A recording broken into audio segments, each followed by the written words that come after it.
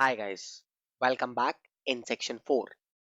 This is the most interesting section out of all. Why so?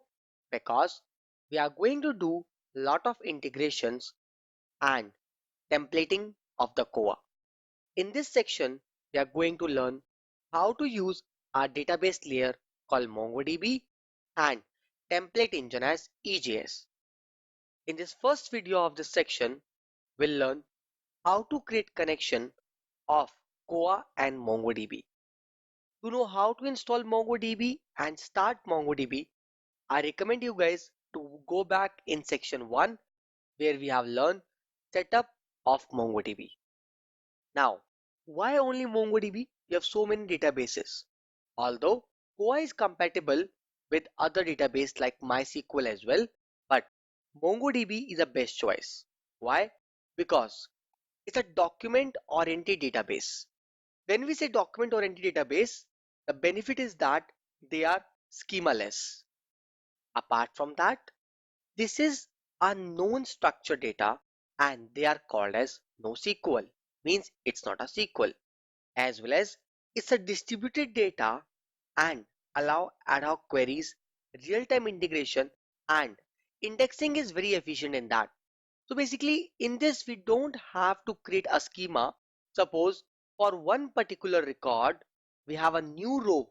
We don't have to specify it anywhere. We can simply push from a application and it will be added. As well as it's open source. So both of them are open source and this is best for frequently changing data as well as server-side validation. That is why MongoDB is best choice to use for Node, Koa, Express and almost all the JavaScript frameworks. How are we going to integrate that?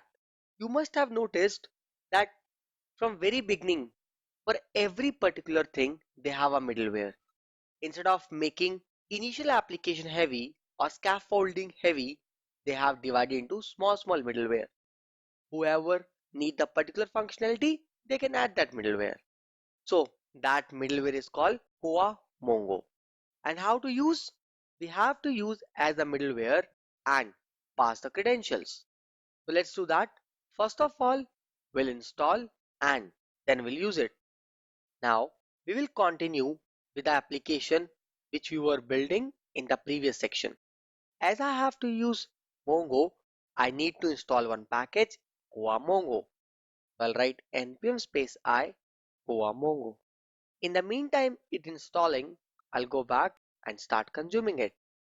We'll import Mongo from Koa Mongo. Then we have to use it as a middleware. I'll say app.use Mongo. Now we have to pass the credentials. So here we can give a port number and host, database name as well as username and password. As of now, this DB is running on the local server, so I'll give localhost. In case your database is live, you have to provide that connection string. So I'll say host as localhost, port, default port is 27017 and for me the DB will be user list. So this is how we have to pass our connection string.